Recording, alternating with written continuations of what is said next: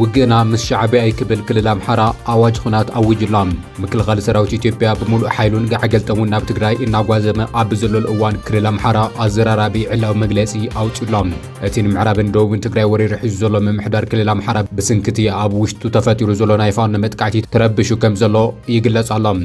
እቲ ክልል ብኮሙኒኬሽን ቢሮ ኣቢሉ ኣብ ዘውፅኦ መግለጺ ውግእና ምስ ሻዕቢያ ይክብል አዘራራቢ መግለጺ አውፂሉ እዚ ከምዚሉ እናሃለወ ኣብ ጸለምቲ ዝተገበረ ውግእ ብብርቂ ዓለም ዓቢ ስኽታ ፈጢሩ ምህላው ይግለጽ ኣሎ።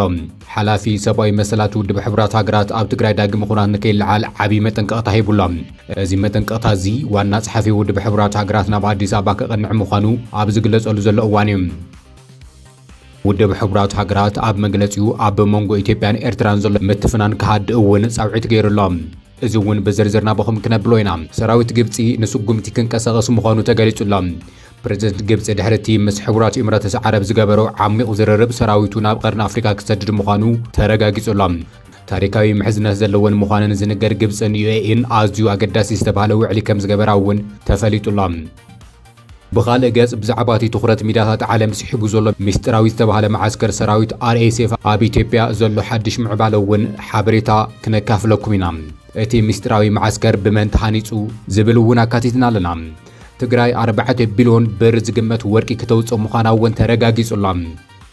ብኻልእ ገጽ ኣብ ልዕሊ ሕብረት ኣፍሪካ ዝወፅእ ሓድሽ ክስቲ ዝምልከት ሓድሽ ሓበሬታ እውን ሒዝና ኣለና። ክብራትን ክብራንን እዚ ፕራይም ትግርኛ እዩ። ንሕዚ ዝሓረናዮ መገደስቲ ምዕባለታት ኢና ኣላሊናኩም ዘለና። ዝርዝሮም እውን ከም ስዕብ ክቐርብ እዩ። ቻናልና ሰብስክራይብ፣ ላይክ፣ ሼር እንዳገበርኩም ክትከታተሉና ብኽብሪ ንዕድም። ክልል አምሓራ ውግእና ምስ ሻዕቢያ ይክብል አውጅሎም ምክልኻል ሰራዊት ኢትዮጵያ ብሙሉእ ኃይሉ ጋዕገልጠሙን ናብ ትግራይ እናጓዘመ ኣብ ዘለሉ እዋን ክልል አምሓራ አዘራራቢ ዕላዊ መግለጺ አውፂሎም። እቲ ንምዕራብን ደቡብን ትግራይ ወሪሩ ሒዙ ዘሎ ምምሕዳር ክልል አምሓራ ብስንክቲ ኣብ ውሽጢ ተፈጢሩ ዘሎ ናይ ፋኖ መጥቃዕቲ ተረብሹ ምህላው ይግለጽ ኣሎ። ውግእና ምስ ሻዕቢያ ዝብል አዘራራቢ መግለጺ ዘውፅአ ቢሮ ሰላምን ጸጥታን እቲ ክልል ኣብ መላእ ኢትዮጵያ ዘጋጥሙ ዘሎ ግጭታት መበገሲኦም መቐለን ኣስመራን እዮም ክብል እውን ንመላእ ህዝቢ አምሓራ አንጻሮም ክልዓል ጸዊዑሎም። እቲ ቢሮ ኣብ ዘርግሑ መግለጺ ሕዚ ኣብ ክልል አምሓራ ይኹን ኣብ መላእ ኢትዮጵያ ዝካየዱ ዘለዉ ግጭታት መሪሕነት ዝወሃቦምን ሎጂስቲክስ ዝቐርበሎምን ካብ መቐለን ኣስመራን ምዃኑ ህዝብና ክፈለጥ ኣለዎ ክብል እዩ ኸሲሱ ዘሎ። ብተወሳኺ እቲ ቢሮ ሰራዊት ፋኖ መሬት ትግራይ ንምምላስ ተልእኾ ዝተውሃቦ ምዃኑ አዘራራቢ መግለጺ ይህቡ ዘሎ። ነቲ ኣብ ውሽጢ ክልል አምሓራ ዝዋጋእ ዘሎ ሰራዊት ፋኖ ንትግራይ ንምሕጋዝ ዝተለኣኸ እዩ ብምባል ምግላጹ ድማ ኣዝዩ አዘራራቢ ዛዕባ ኮይኑላ።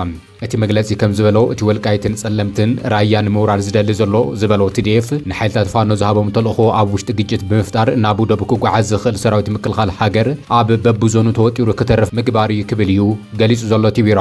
ፋኖ ንብረት ሰራዊት ምክልኻል ምዃንን ዝንገረለን ነፈርቲ መጥቃዕቲ ይፍጽመለን ምህላው ኣብ ዝገለጸሉ ዘሎ እዋን እዩ ነዚ ራዕዲ ዝመልኦ መግለጺ ወፂኡ ዘሎ። እቶም ወረርቲ ሓይልታት ሕዚ እውን እንተኾነ ወልቃይትን ጸለምትን ራያን ኩረራ እየን ዝብል ስጋት የቃልሑ ምህላዎም ይገለጽ ኣሎ። እቲ ብጅግና ሰራዊት ምክልኻል ትግራይ TDF ዝተጀመረ ስርሒት ምምላስ ሕገ መንግስታዊ መሬት ትግራይ ንጸላእቲ ኣብ ኸመይ ዝበለ ራዕዲ ኣውዲእዎም ከም ዘሎ ዘርኢ ምዃኑ ጸብጻባት ካብቲ ቦታ እዮም ዘቃልሑ ዘሎም። ዞባ ምዕራብ ትግራይ ትኹረት ገይሩ ዝሰርሕ ዘሎ ጋዜጠኛ መድሃኔ ግደይ ኣብ ክልላት አምሓራን እተን ካብ ትግራይ ተወሪረን ዘለዋ ግዛኣታት ምዕራብ ትግራይ ኣመልኪቱ ኣብ ዘቃልሑ ሓበሬታ ከምዚ ክብል ኣስፊሩ ነይሮም። ኣብ ከተማታት ምዕራብ ትግራይ ብዘይተለመደ ኣገባብ ኣብ ጸላእቱ እውን ፍርሒ ይንበብ ከም ዘሎ እዩ ጽሒፉ ነይሮም። ህዝብና ዝጽነቱ ዕሱባት ኣመራርሓ ኣስመላሽ ኮሚቴ መጹና ዝበሪ ዓዲ ውሒጥዎም ኣሎ።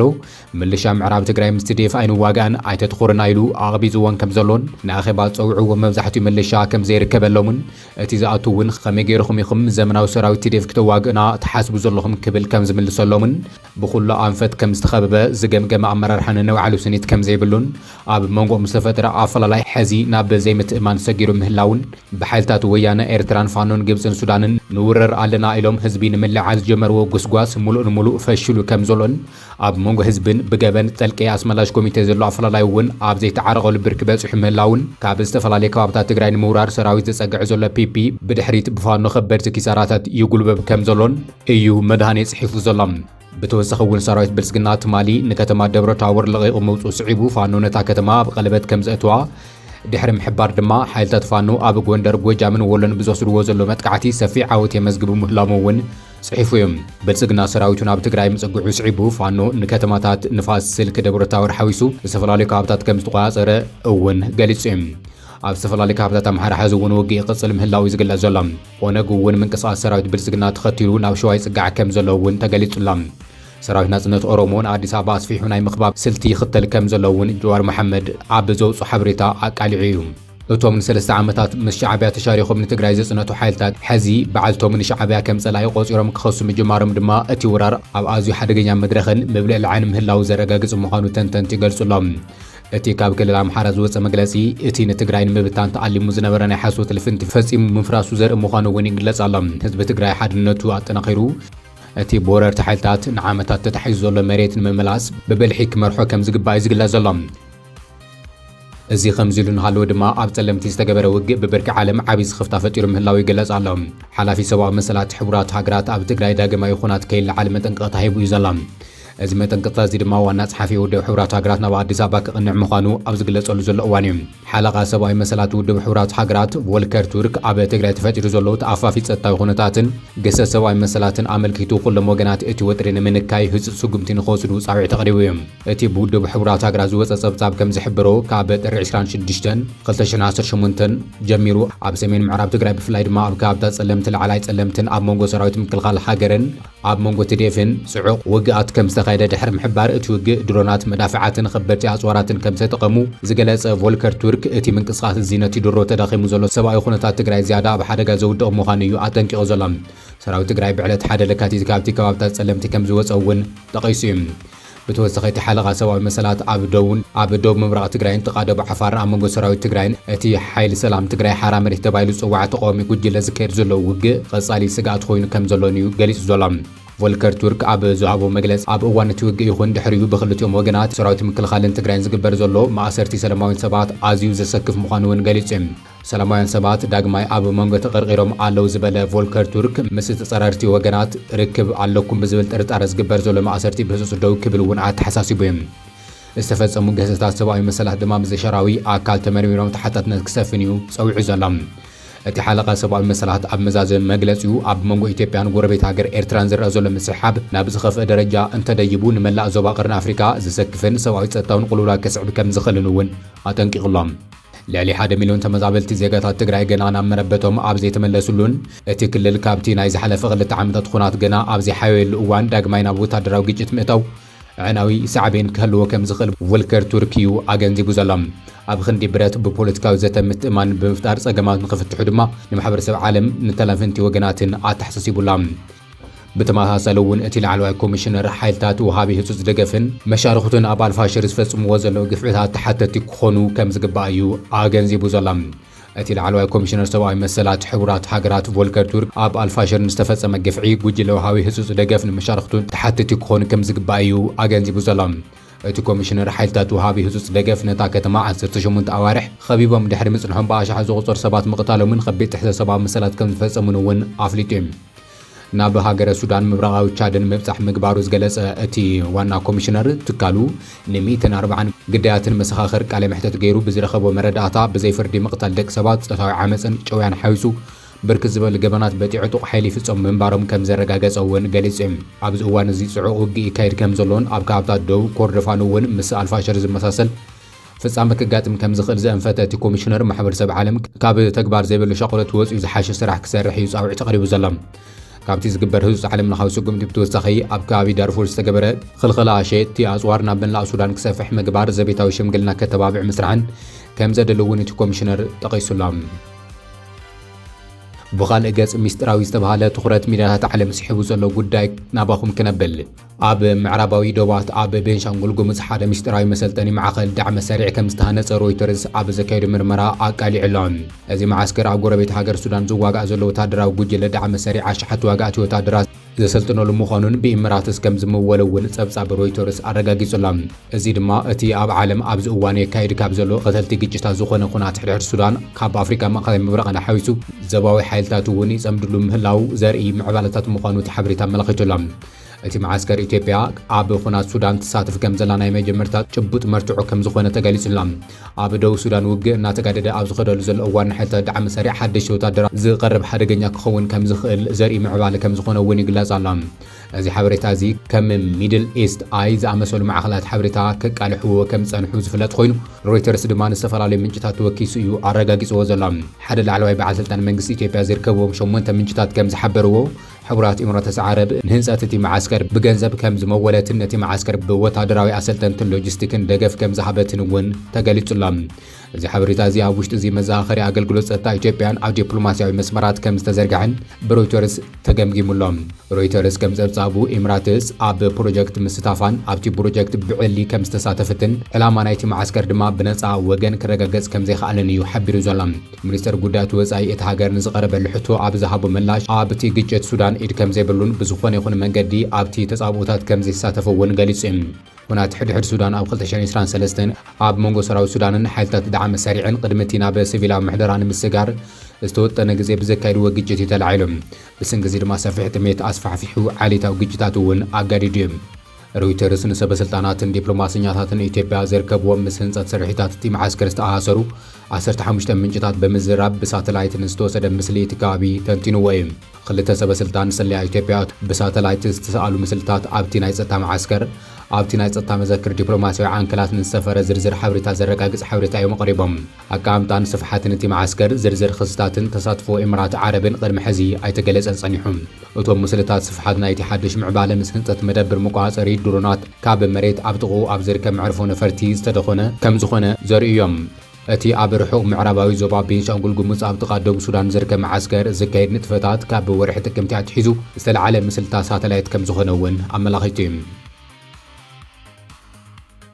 تجري كاب معدن ورقي أصلات 4 بليون برن موزع مدب كم زحازة تجلس ألام أو زعمت كاب هافتي معدن 4 بليون برن مركب يسرح كم زلو أيو بيرو معدن تيكل الأفريقي زلام أو زعمت كاب هافتي معدن تجري 4 بليون برن مركب سعري كم زجبر حلافيت بيرو معدن زخونت برختي جبر مدنيا جلس زلام بيرو مريت تجري يكيدو عب زلو جم فرق عمس ترخبت حلافيت بيرو معدن تجري ويزور برختي كابيني جزام المحدار تجري هفتي معدن بسقبان ممرح بيرو معدنات أيشون أبصرح كم زعت وجلسام أتي بيرو كاب كل الكساب تابعة نايب علو محاورن أو ولاد باي معرار كم زلون أب معدن زلو سجماتون زحشة فتح كبر ولا من قطة ويروحان مركب كم سرحنون أرجع جزام ببركي دايركتوريت مسمرت تحاويسي من راح زنبرة هفتي معدن تجري زاجيدتي هفتي بأقبابو أما حاريرون أبو قطة ويروح كوع زخل محاور كم زينبرة وين ترجع جزام حلافي بيت صفت مريت المعدن وردات حتى قرروا أي تدخل مريم كدانن متحاوري معدن وردارا معدن 4 أيتسلوا من قبرم كيلن أتي وردا بهافتي معدن زحشة سجاز اللو كم زخنن أب معدن زر زلو سجمات كاب صورة من مدرق مصنعتي استدقفوا سرحتي يوجن كم زلون وانت قالتهم